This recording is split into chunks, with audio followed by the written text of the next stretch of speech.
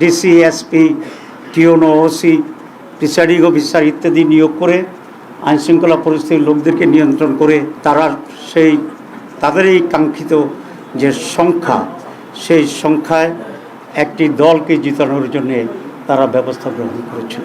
12ই ফেব্রুয়ারি যে নির্বাচন, সেটি বাহ্যিকভাবে মোটামুটি অ্যাকসেপ্টেবল একটা নির্বাচন, কিন্তু সময় যেতে যেতেই সেদিন সন্ধ্যা থেকে খবর আসছিল যে নানা জায়গায় কেন্দ্র দখল হয়েছে, জাল ভোট দেওয়া হয়েছে, আমাদের এজেন্টদেরকে জোর করে বের করে দেওয়া হয়েছে, অনেক জায়গায় এজেন্টদেরকে শুরু থেকে ঢুকতে দেওয়া হয়নি, এবং প্রিসাইডিং অফিসার এবং তাদের এজেন্টের যোগসাজশে ব্যালট কাটা হয়েছে।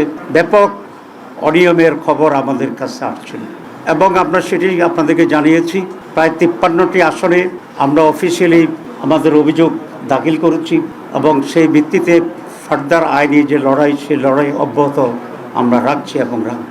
কিন্তু গতকালকে আমরা একটা রাজসাক্ষী পেয়েছি। সেই রাজসাক্ষীর নাম হচ্ছে সাবেক উপদেষ্টা অধ্যাপিকা অ্যাডভোকেট রিজওয়ানা। তিনি একটা সাংবাদিকের সাথে কথা বলে এটা প্রকাশ করেছেন যে আমরা যারা তার ভাষা নারীদের উপযুক্ত অধিকারকে নিশ্চিত করতে পারে নাই, তারা বিরোধী দলে থাকলেও আমরা কিন্তু তাদেরকে মূলধারা বা প্রধান শক্তি হিসাবে আমরা আসতে দিই নাই।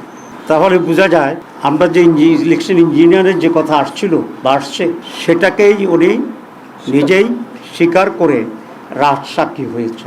আমরা এখন এটাকে জানতে চাই ওনার কাছে বা তৎকালীন তত্ত্বাবধায়ক সরকারের কাছে এবং আজকের সরকারের কাছে, যে তারা তাদের যোগসাজশে কি ইঞ্জিনিয়ারিংয়ের মাধ্যমে বাংলাদেশ জামাত ইসলামীকে মূলধারা বা প্রধান দল হিসাবে মেজরিটি পেতে তারা বাধাগ্রস্ত করেছে এবং সেটাতে দেয় নাই।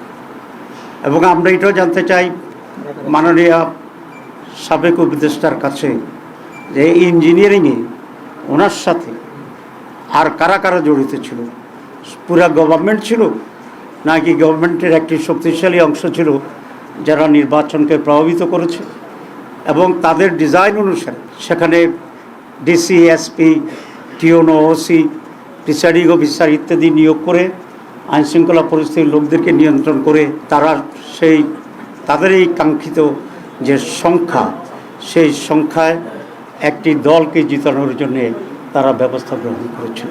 জাতির কাছে এটা স্পষ্ট করতে হবে এবং আমি এই সরকারের কাছে দাবি জানাবো রিজওয়ানা হাসানকে তারা কিভাবে জিজ্ঞাসাবাদের আওতায় আনবেন এবং আওতায় এনে তার কাছ থেকে পরিষ্কার যে সিচুয়েশন তিনি তৈরি করেছিলেন সে সম্পর্কে ওনারা জানবেন, আমাদেরকে জানাবেন, দেশবাসীর কাছেও এটা পরিষ্কার করবেন।